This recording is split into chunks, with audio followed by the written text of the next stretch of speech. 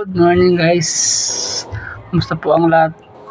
May papakita lang po ako sa inyo na CCTV kung sino po ang may kasalanan talaga dito sa video ni Aura nito sa Aura issue. Yun, papakita ko po sa inyo po para malaman natin kung sino talaga ang may kasalanan. Ito po guys, tingnan nyo po ang CCTV.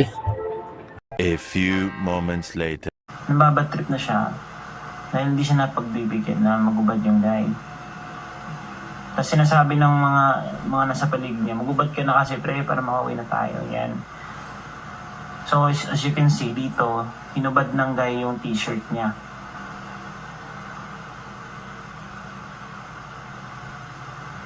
Tingnan nyo. Hinubad ng guy yung t-shirt niya. Ang gusto niya mangyari, isubarin niya yung short.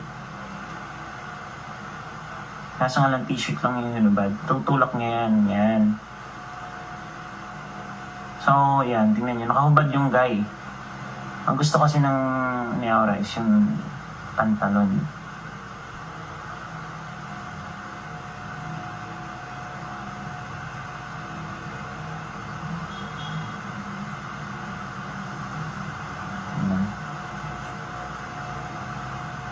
Sinta siya ng bouncer namin eh. Dito na magsisimula yung komosyon dito sa loob.